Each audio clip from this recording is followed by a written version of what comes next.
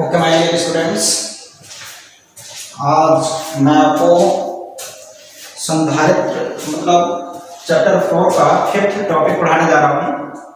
और आज का मेरा टॉपिक है कैपेसिटर। कैपेसिटर मतलब संधारित्र, हिंदी में बोलते हैं संधारित्र। ठीक, तो चलिए देखिए संधारित्र क्या होता है।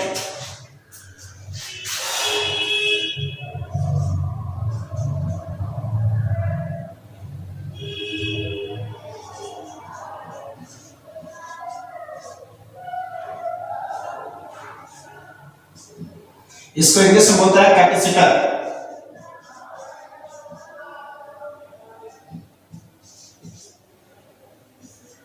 ठीक, देखिए यह एक प्रकार का ऐसा एडजस्टमेंट होता है, मतलब एक प्रकार का ऐसा इंस्ट्रूमेंट है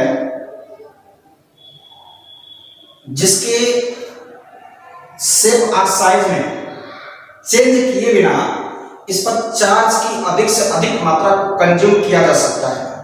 ठीक है, यह हमारा क्या कहलाता है, संधारित्र कहलाएगा, या उसी को हम कैपेसिटर बोलते हैं।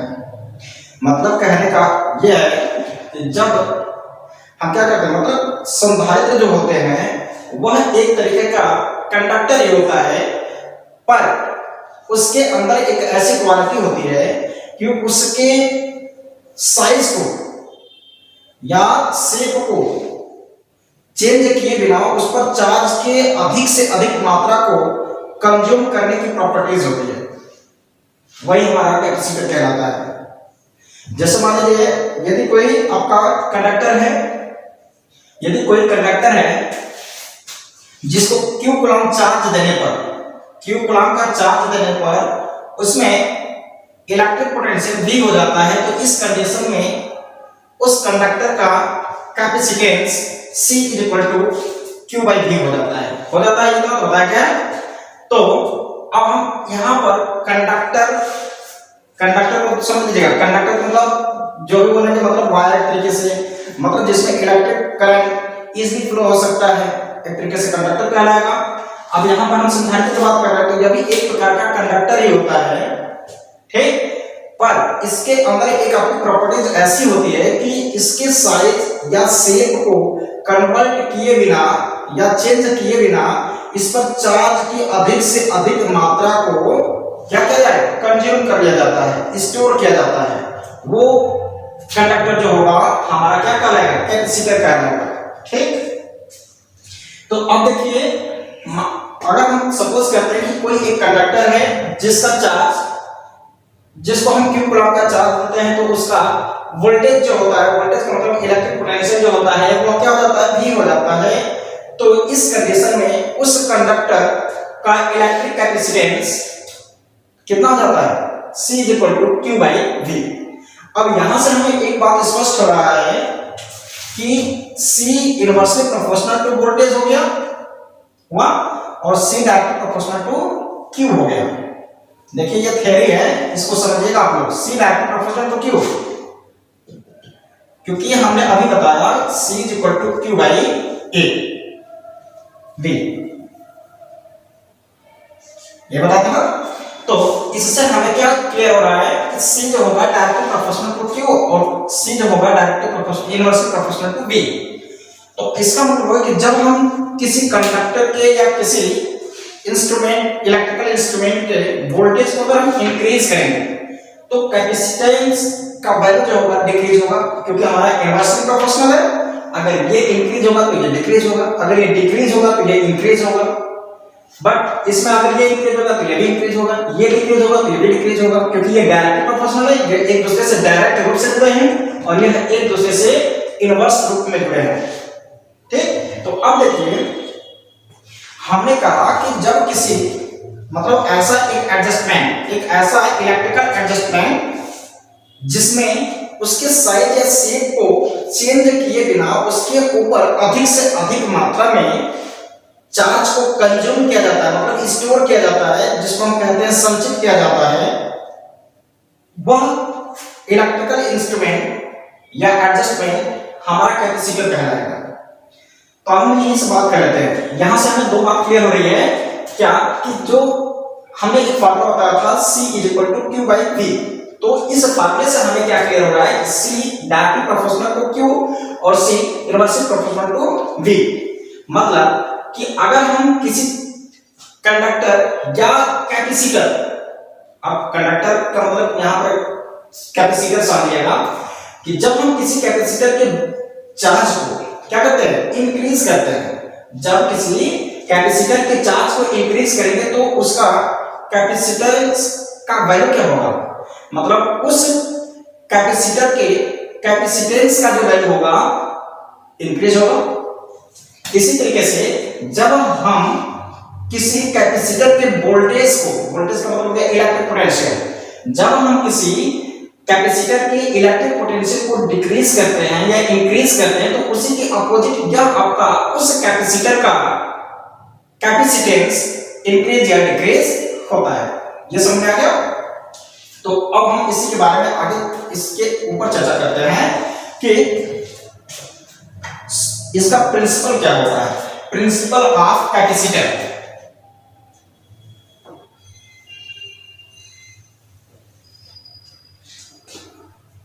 इसी हेडिंग के अंतर्गत होगा, ये सेकंड होगा, संधारित्र का सिद्धांत।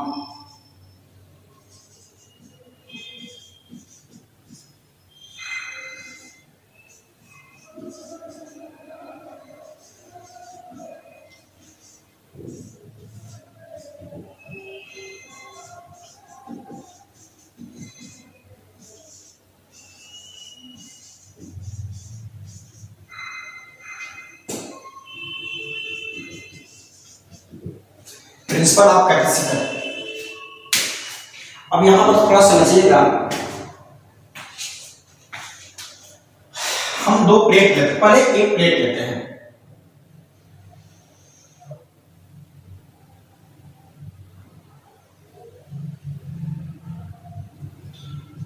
यह आपका एक प्लेट है जिसको हमने एक इंसुलेटर मीडियम से ज्वाइन कर दिया है।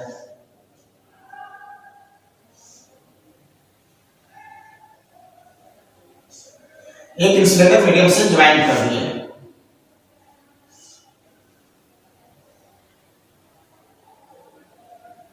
ठीक, यह आपका प्लेट ए है, ठीक है, जिसको हम प्लस चार्ज से चार्ज करते हैं। ध्यान से समझिएगा, ये ज्यादा हार्ड नहीं, बस समझना है। और इसी प्लेट को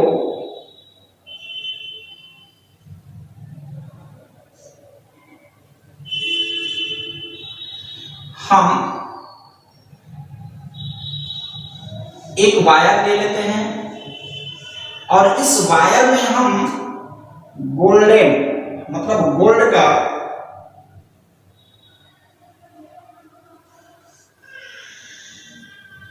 एक ब्लेड लगा देते हैं। यह गोल्ड का एक ब्लेड है, ठीक। अब देखिए, एक हम दूसरा प्लेट बी लेते हैं,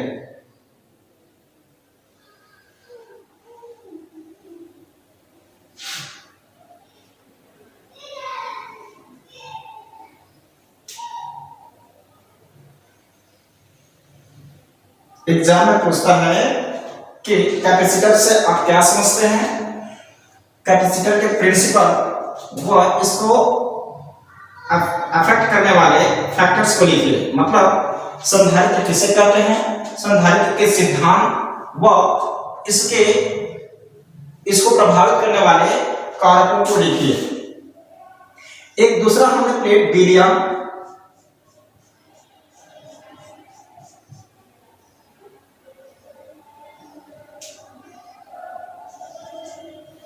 और यह जो प्लेट बी है इसके ऊपर कोई चार्ज नहीं है।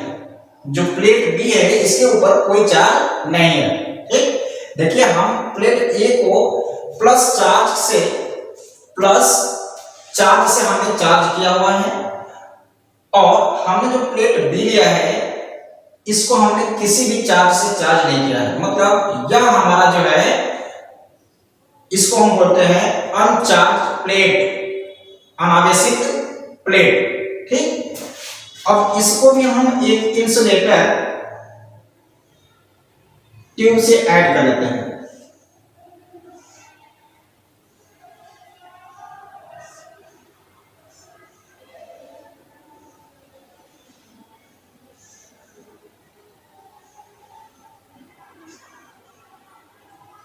इसमें भी वायर लगा देते हैं।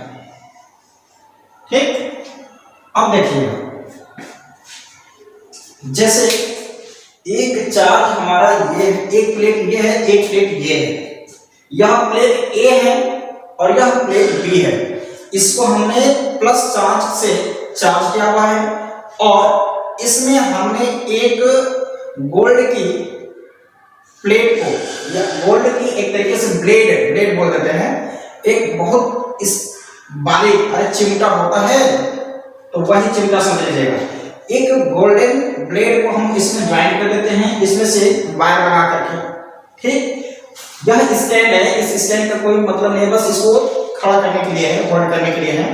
तो अब देखिए, इस प्लेट ए को हमने प्लस की कूलम्ब के चार्ज या क्यू चार्ज से, या प्लस जो भी होगा, प्लस चार्ज से हमने इसको चार्ज किया, और यह प्लेट बी जो है इसको हमने किसी भी चार्ज से चार्ज नहीं किया हुआ है, मतलब यह हमारा अनचार्ज प्लेट है जो एक दूसरे के कुछ समीप है, मतलब क्लोज है, ज्यादा क्लोज भी नहीं, ज्यादा दूर भी नहीं। ठीक, जो एक दूसरे के नियरेस्ट हैं एक तरीके से, या नियरर हैं। तो जब हम क्या करते हैं, इस प्लेट बी को प्लेट ए के पास रखते हैं, ध्यान समझिएगा हमारी बातों को, इसमें बहुत ही लॉजिक है और बहुत ही बढ़िया है, इसको समझ ही सकते हैं क्योंकि ये थ्योरी है, अब सामने है नहीं कि मैं लिखवा सकूं, तो इस वजह से मैं आप लोगों को ये बता रहा हूं। ठीक, यह प्लेट ए और यह प्लेट बी है, यह हमारा चार्ज प्लेट है और यह हमारा अनचार्ज प्लेट है। इस चार्ज प्लेट ए में हमने गोल्ड की एक बारीक, बहुत कह दिया जाए थिनेस्ट ब्लेड को हमने ज्वाइन किया है, मतलब वायर के माध्यम से। तो अब देखिएगा, जैसे ही हम इस अनचार्ज प्लेट बी को, अनावेशित चार्ज बी को जब चार्ज ए वाले प्लेट के, मतलब ए वाले प्लेट के पास लाते हैं, तो इस पर से, मतलब यह चार्ज प्लेट है, तो यह हमारा इलेक्ट्रिकल, मतलब इलेक्ट्रिक उसको बोलते हैं इंड्यूस। ठीक है, मतलब इलेक्ट्रिकल इंड्यूस के कारण, जिसको बोलते हैं वैद्युत प्रेरण। ठीक है, तो एक प्रिंसिपल इसके ऊपर वर्क करता है, जो कि हम आगे टॉपिक बताएंगे, वो हमारा 7वां 8वां चैप्टर होगा, तो उधर हम आपको बताएंगे कि ये क्या करता है, वैद्युत प्रेरण, हिंदी में बोलते हैं वैद्युत प्रेरण, इंग्लिश में बोलते हैं इलेक्ट्रिकल इंड्यूस प्रिंसिपल के कारण, इलेक्ट्रिकल इंड्यूस प्रिंसिपल के कारण यह प्लेट ए से आपका प्लेट बी जो होता है, इस पर से इलेक्ट्रिकल, मतलब इलेक्ट्रिक पोटेंशियल इस प्लेट बी पर ट्रांसफर होने लगता है। फिर से समझ लीजिएगा, हाई हैवी कंडक्टर, लेकिन इसके ऊपर कोई चार्ज हमने नहीं बताया था, यह हमने इसको प्लस चार्ज से चार्ज किया हुआ है, तो इस पर से इलेक्ट्रिकल, क्योंकि अब इसका जो इलेक्ट्रिकल या इलेक्ट्रिक जो हमारा पोटेंशियल होता है, इसका लगभग 0 होगा, और इसका आपका चार्ज है तो इसका कोई v होगा या कुछ भी होगा, तो इस पर से इलेक्ट्रिक बताया तरीका नहीं क्या कि इसके पहले वाले लेक्चर में कि आपका इलेक्ट्रिकल या जो इलेक्ट्रिक जो आपका पोटेंशियल होता है, वह हायर पोटेंशियल से लोअर पोटेंशियल की तरफ क्या होता है, ट्रांसफर होता है, और यह प्रोसेस तब तक होता है जब तक कि उन दोनों का इलेक्ट्रिक पोटेंशियल इक्वल न हो जाए, अर्थात वोल्टेज जब तक इक्वल नहीं होगा तब तक उसमें आपका क्या होता है, प्लेट ए पर से प्लेट बी पर आपका वोल्टेज ट्रांसफर होता रहेगा। तो वोल्टेज ट्रांसफर का मतलब चार्ज है तो आपका ट्रांसफर हो रहा होगा। तो अब देखिए कि जब हम क्या कहें कि यह प्लेट आपका जो ए है, इस प्लेट ए से वोल्टेज आपका प्लेट बी पर क्या होने लगता है, ट्रांसफर होने लगता है। यह किसके कारण होता है, इलेक्ट्रिक इंड्यूस के कारण, the principle of electric induce, जिसको हम बोलते हैं वैद्युत प्रेरण के सिद्धांतानुसार। अभी हम यह जो सिद्धांत बताएंगे वह आपको आगे चैप्टर में 7 या 8 वाले चैप्टर में बताएंगे, तो इसलिए बस यहाँ पर इसका नाम से ले रहिएगा, और आगे हम आपको इसके बारे में बताएंगे कि इलेक्ट्रिक इंडक्शन क्या होता है या हम मैग्नेटिक इंडक्शन क्या होता है, दोनों बताएंगे, इलेक्ट्रिक इंडक्शन और मैग्नेटिक इंडक्शन। अभी तो आपका ये इलेक्ट्रिकल चल रहा है तो सुन लीजिए। तो अब इस पर से आपका इलेक्ट्रिक पोटेंशियल प्लेट बी पर ट्रांसफर होने लगता है, जिसकी वजह से अब इसके इंटरनल सरफेस पर माइनस चार्ज आ जाता है, इसके ऊपर माइनस चार्ज, इसके प्लेट बी के इंटरनल सरफेस पर माइनस चार्ज हो जाता है और इसके आउटर सरफेस पर पॉजिटिव चार्ज हो जाता है। यह किसके कारण हो रहा है? इलेक्ट्रिक इंडक्शन के कारण। अब ध्यान समझिएगा, यही हमारा कैपेसिटर है, इसी को कैपेसिटर एक तरीके से समझिए। हमने जो फार्मूला बताया था C directly proportional to Q और C inversely proportional to V। और सबसे पहले जो फार्मूला था हमारा C is equal to Q by A, ये बता था ना। तो अब देखिए इसमें जो ये हमारा जो गोल्ड की जो इसमें ब्लेड लगी है, ठीक है, जब हम इस प्लेट बी को नहीं लाए होते हैं तो यह बहुत फैला होता है। यह हमारा जितना ही फैला होगा, समझ लीजिएगा कि प्लेट ए का वोल्टेज उतना ही अधिक होगा। अगर प्लेट ए की वोल्टेज जितना ही कम होगी तो यह आपका उतना ही सिकुड़ करके कॉन्टैक्ट होगा, मतलब छोटा होगा, मतलब ये आपका पास में चिपकते लगेगा, ठीक। अगर इसका वोल्टेज अधिक होगा तो यह जो आपका चिमटे की तरह आपका गोल्ड की जो ब्लेड है वह आपका फैल जाएगा। अगर इसका वोल्टेज कम होगा तो ये आपस में सिकुड़ जाएगा, ठीक, मतलब छोटा होगा। तो अब देखिए जब हम प्लेट ए को प्लस चार्ज से चार्ज किए थे और हमने एक अनचार्ज प्लेट बी लिया था, जब अनचार्ज प्लेट बी लिया था तो हम उस प्लेट ए की जब इसको हम नियर लेकर आए हैं, पास में जब लेकर आए हैं, तो हमने अभी बताया कि इलेक्ट्रिक इंडक्शन के कारण इस प्लेट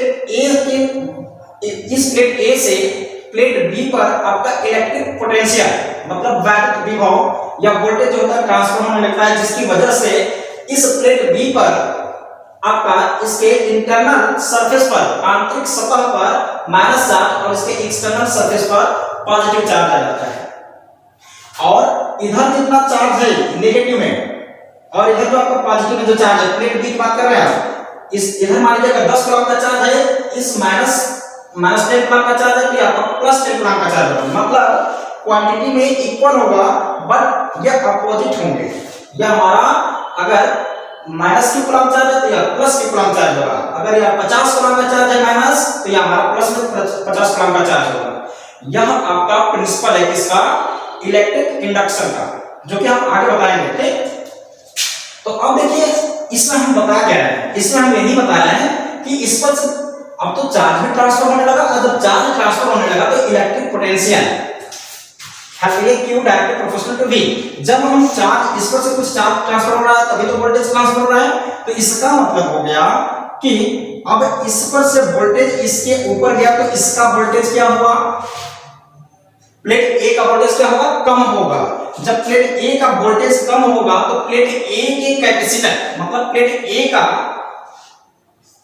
जो कैपेसिटेंस होगा, जब इस पर से वोल्टेज कम होगा तो ये क्या होगा? कंडक्ट होगा, सिकुड़ेगा। और जब ये सिकुड़ेगा तो इसका मतलब कि अब इसको हम उतना ही वोल्टेज करने के लिए जितना पहले था उतना करने के लिए हमें एक्सटर्नली रूप से इसको क्या करना पड़ेगा? चार्ज करना पड़ेगा।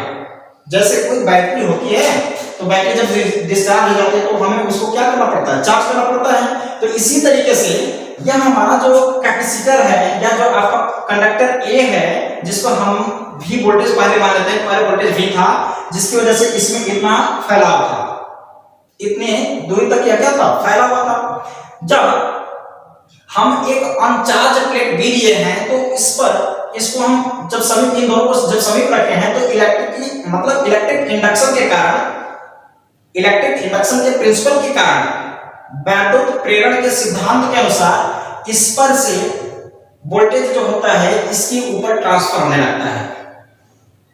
तो इसका मतलब इसका वोल्टेज क्या होने लगता है? कम होने लगता है। जब वोल्टेज कम होने लगेगा तो यह हमारा जो स्वर्ण की पन्नी है, जिसको हम बोलते हैं स्वर्ण की पन्नी या गोल्डन ब्लेड जो बोल रहे हैं हम, जो गोल्डन की ब्लेड है, यह आपको क्या होने लगेगा? सिकुड़ने लगेगा। क्योंकि वोल्टेज कम हो गया। हमने अभी बताया था कि जब वोल्टेज अधिक होगा तो यह क्या होगा, फैलेगा।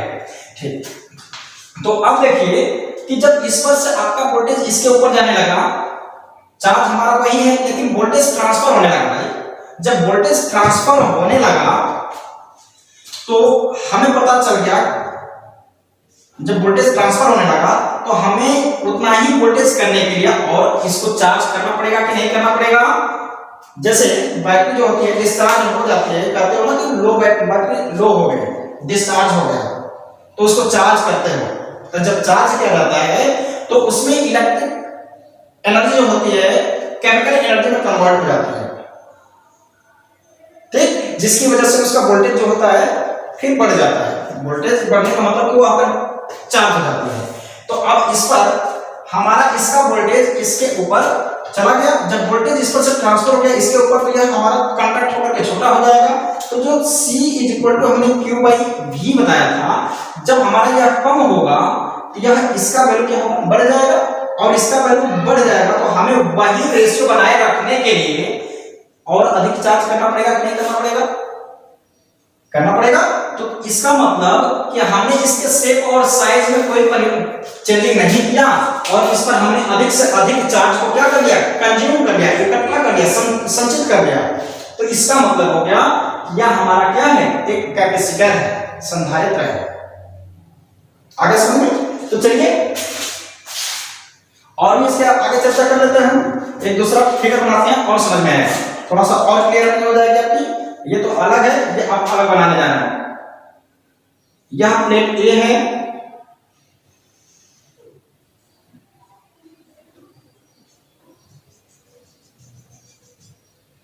और यह प्लेट बी है।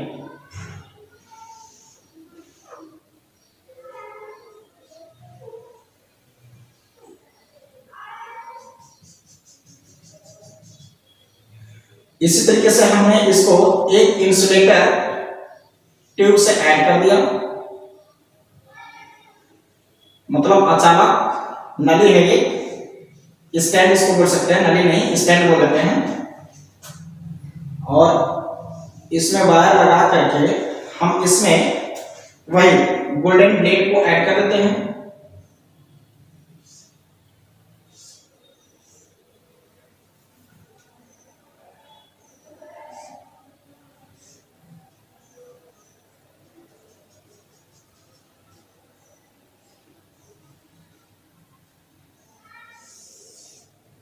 ठीक,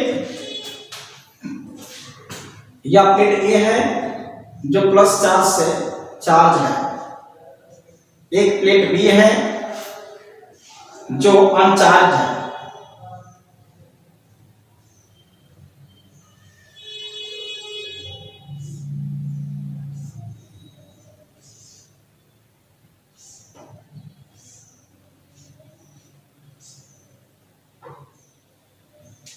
अब इसमें से हम वायर निकाल कर अब इस वायर को हम अर्थ से ज्वाइंट कर देते हैं, पृथ्वी से जोड़ देते हैं।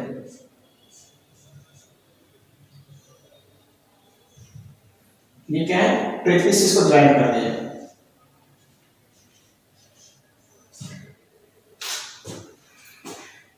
तो अब देखिए यह हमारा अनचार्ज है और हमें यह हमारा गोल्डन प्लेट है जो हमने इस चार्ज प्लेट से ऐड कर रखा है।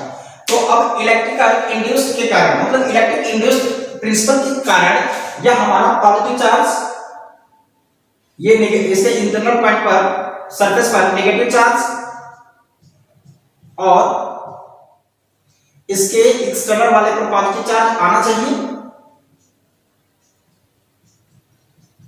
ठीक, तो अब इस बात को बताइए कि हमने इसको जब वायर को, मतलब इसके दूसरे वाले सरफेस, एक्सटर्नल सरफेस को, बाहरी सरफेस को अर्थ से हमने ज्वाइन कर रखा है, तो अर्थ से निकलने वाले जो आपके क्या होंगे, इलेक्ट्रॉन्स होंगे, और इधर से आपका पॉजिटिव चार्ज, इलेक्ट्रॉन्स क्या होता है, नेगेटिव चार्ज, और यह हमारा पॉजिटिव चार्ज है। तो इलेक्ट्रॉन्स इस पॉजिटिव चार्ज को क्या कर लेंगे, कंज्यूम कर लेंगे, अपने में एक दूसरे से मिल करके नेग्लेक्ट हो जाएंगे।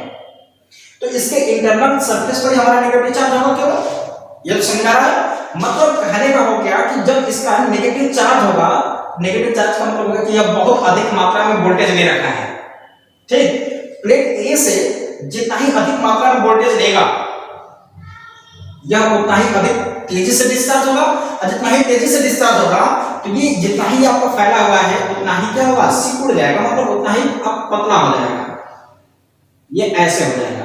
पहले देखिए यहाँ पर ऐसा था, जब वोल्टेज इसका अधिक है, जब हमने इसको अर्थ से ज्वाइन नहीं किया है तो मतलब यह हमारा थोड़ा धीरे धीरे वोल्टेज इससे प्लेट ए से ले रहा है, और जब हमने इस प्लेट बी को अर्थ से ज्वाइन कर दिया तो इसके आउटर सरफेस पर जो हमारा पॉजिटिव चार्ज है वह अर्थ से निकलने वाले इलेक्ट्रॉनों से मिलकर नेगलेक्ट हो जाएंगे, और जब नेगलेक्ट हो जाएंगे तो जब हमारा इस पर नेगेटिव चार्ज होगा तो नेगेटिव चार्ज का मतलब है कि यह बहुत अधिक मात्रा में एक्सेप्ट किया हुआ है, तो इसका प्लेट ए से वोल्टेज जो है प्लेट बी पर बहुत तेजी के साथ क्या होता है, ट्रांसफर होने लगता है। जब जितना ही तेजी से प्लेट ए से प्लेट बी पर आपका वोल्टेज ट्रांसफर होता है, मतलब इलेक्ट्रिक पोटेंशियल ट्रांसफर होता है, तो उतना ही तेजी से आपका प्लेट ए डिस्चार्ज होगा, और जब डिस्चार्ज होगा तो उतना ही तेजी से अब यह क्या होगा, जो सोने की पन्नी है या जो आपका स्वर्ण पत्र बोल सकते हो इसको, या गोल्डन की जो ब्लेड है वो क्या होगी, सिकुड़ जाएगी। तो यह हमारा कैपेसिटर है। अब देखो इसका वोल्टेज उतना ही बढ़ाने के लिए, ध्यान दीजिएगा, इसका वोल्टेज उतना ही करने के लिए हमें क्या करना होगा, और अधिक चार्ज करना होगा। तो जितना ही अधिक चार्ज करेंगे तो उसका कैपेसिटेंस का वैल्यू क्या होगा, इंक्रीज होगा। समझ आ गया? तो हमने मतलब कैपेसिटर का डेफिनेशन तो यही बताया था ना कि एक ऐसा एडजस्टमेंट होता है, एक ऐसा इलेक्ट्रिकल एडजस्टमेंट होता है, देखो ये हमारा एडजस्टमेंट है, समायोजन है, एक ऐसा समायोजन या एक ऐसा एडजस्टमेंट जिसके शेप या साइज में कन्वर्ट मतलब चेंजिंग किए बिना उस पर चार्ज की अधिक से अधिक मात्रा को कंज्यूम किया जा सके, वह हमारा क्या कहलाता है, वही हमारा कैपेसिटर कहलाएगा। बात समझ आ गई ना? एक बार और बढ़िया से, यह संधारित्र एक ऐसा समायोजन होता है जिसके आकार में परिवर्तन किए बिना उस पर अधिक से अधिक आवेश को संचित किया जा सकता है, संधारित्र कहलाता है। ठीक, ये हो गया। या आई होप आप लोगों को ये समझ में आया होगा। अगर नहीं आया तो एक बार अगर आपके पास बुक है तो उसको भी पढ़िए। अब देखिए मैं बताने जा रहा हूं factors affecting of capacitor. Factors affecting of capacitor मतलब किन किन फैक्टर्स से यह आपका जो कैपेसिटर है इफेक्ट होता है या प्रभाव उसके ऊपर पड़ता है, ये समझ आया है। देखिए जो आपका पॉजिटिव चार्ज है यह अर्थ से निकलने वाले इलेक्ट्रॉन से मिलकर नेगलेक्ट हो जाते हैं, तो यह आपका जो प्लेट बी है यह आपका नेगेटिव चार्ज वाली प्लेट होगा। जब नेगेटिव चार्ज वाली जब प्लेट होगा तो इसका मतलब क्या हुआ कि जो यह नेगेटिव चार्ज है तो इसका मतलब है कि यह प्लेट ए से बहुत अधिक तेजी के साथ वोल्टेज को अपने अंदर एक्सेप्ट कर लिया है। तो अब देखिए कि जब इससे जितना ही तेजी के साथ यह वोल्टेज लेगा वह उतना ही तेजी से यह क्या होगा, डिस्चार्ज होगा। अच्छा, जितना ही तेजी से यह डिस्चार्ज होगा तो उतना ही जो हमने यहाँ पर गोल्डन का या गोल्ड का जो हमने ब्लेड लगाया था उतना ही तेजी से यह क्या होगा, सिकुड़ेगा। ये समझा गया? तो हमें उसी वोल्टेज को बनाए रखने के लिए यह बताता क्या है, गोल्डन जो ब्लेड लगाया है सिर्फ यह बताएगा कि यह कितना चार्ज है, कितना इसमें वोल्टेज है, हाई वोल्टेज है कि लो वोल्टेज है। अगर हाई वोल्टेज होगा तो पूरा फैला होगा, अगर लो वोल्टेज होगा तो सिकुड़ेगा।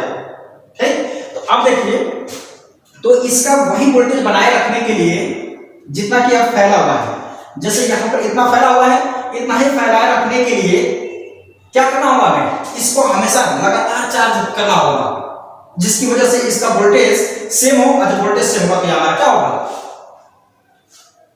वो वैसे फैला होगा। ये समझना है?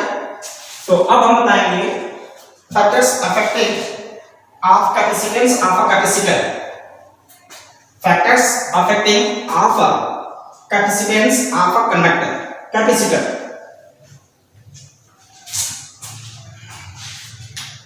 और आज का ये लास्ट टॉपिक होगा।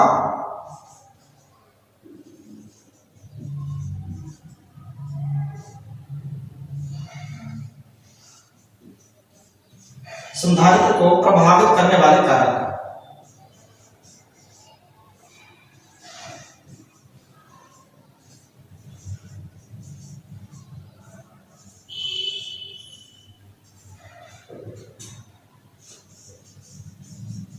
factors affecting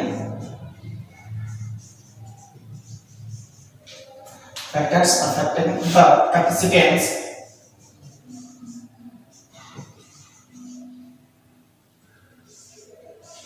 of a capacitor.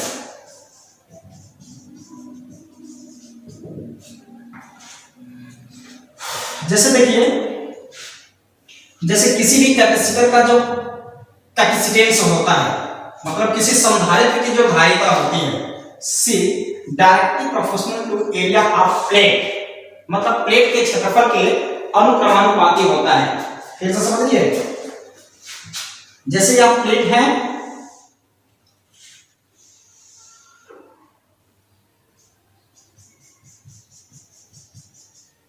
यह प्लेट ए है और यह प्लेट बी है। ध्यान दीजिएगा, मैंने पहले वाले को चार्ज किया था, दूसरा वाला हमारा अनचार्ज प्लेट बी है, ठीक है। इसको हमने एक इंसुलेटर स्टैंड के जरिए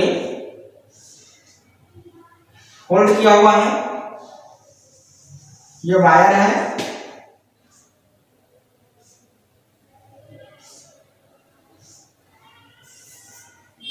ठीक।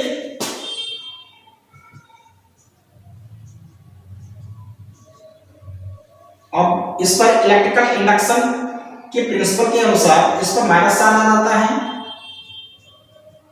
इसके इंटरनल वाले सरफेस पर माइनस चार्ज, इसके एक्सटर्नल वाले पर पॉजिटिव चार्ज आ जाता है।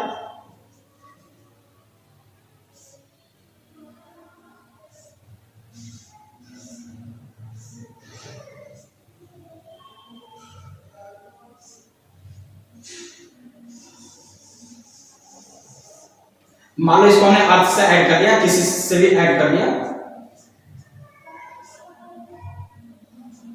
ठीक।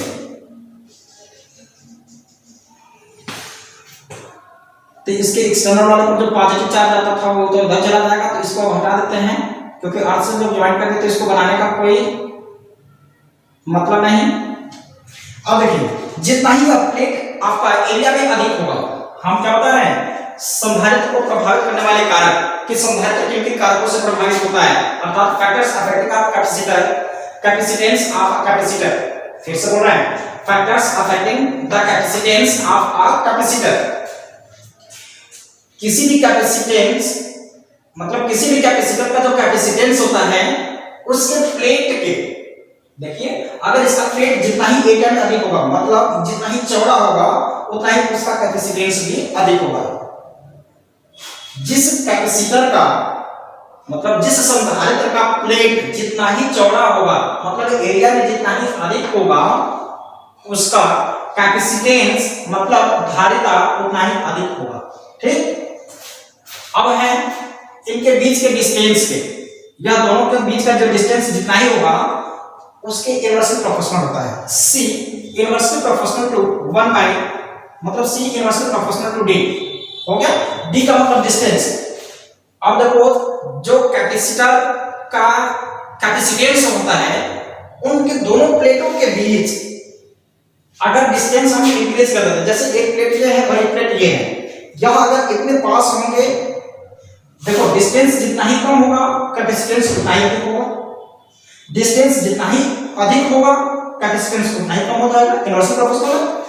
अगर ये दोनों प्लेटों के बीच का डिस्टेंस इस समय इतना है तो कैपेसिटेंस का वैल्यू जो होगा, यहां वाले, अगर इन दोनों के बीच का डिस्टेंस हमने इतना कर दिया तो यहां वाले की अपेक्षा वो पहला वाला अधिक होगा। कहने का मतलब समझ रहे हैं कि जब दोनों प्लेटों के बीच को डिस्टेंस को हम क्या करते हैं, डिक्रीज करते हैं। जब दोनों प्लेटों के बीच के डिस्टेंस को डिक्रीज करते हैं तो उस कैपेसिटर का जो कैपेसिटेंस होता है वो इंक्रीज हो जाता है, इनवर्सली प्रोपोर्शनल होता है, ठीक। थर्ड होता है, इन दोनों प्लेटों के बीच में कोई अगर डाई इलेक्ट्रिक सब्सटेंस रख देते हैं। डाई इलेक्ट्रिक सब्सटेंस का मतलब आप समझ रहे होंगे हमारे कहने का, डाई इलेक्ट्रिक कैपेसिटेंस कोई परावर्तक पदार्थ, जैसे वैक्स हो गया जिसको मोम कहते हैं, वाटर हो गया जिसको पानी कहते हैं, फिर ऑयल हो गया जिसको हम तेल कहते हैं, मरकरी हो गया जिसको पारा कहते हैं, अगर हम इन दोनों प्लेटों के बीच में कोई आपका परावर्तक पदार्थ रख देते हैं तो इसकी वजह से भी आपका C directly proportional to K होता है, जिसका कैपेसिटेंस जितना ही जिसका डाइइलेक्ट्रिक का वैल्यू जितना ही अधिक होगा तो उसका कैपेसिटेंस मतलब उस कैपेसिटर का कैपेसिटेंस भी उतना ही अधिक हो जाएगा। तो आप समझ गए होंगे कि यह किन किन फैक्टर्स से आपका इफेक्ट होता है। पहला है प्लेटों के एरिया के ऊपर डिपेंड करता है। यह एरिया क्या है? प्लेटों का एरिया ऑफ प्लेट। डी क्या है? Distance between plates. के क्या है? Dielectric constant between plate. मतलब यह हमारा जो संधारित्र की जो धारिता होती है वह प्लेटों के क्षेत्रफल के अनुक्रमानुपाती, वह उन दोनों प्लेटों के बीच की दूरी के व्युत्क्रमानुपाती और उन दोनों प्लेटों के बीच में रखे गए परावर्तक के माध्यम पर भी निर्भर करता है। अर्थात जितना ही अधिक परावर्तक वाला कोई पदार्थ रखेंगे इन दोनों प्लेटों A और B के बीच में, उतना ही कैपेसिटेंस का वैल्यू इस कैपेसिटर का अधिक होगा। समझा गया? तो आज के लिए हमारा टॉपिक यही समाप्त होता है और इसके आगे मैं आपको अगले लेक्चर में दूंगा।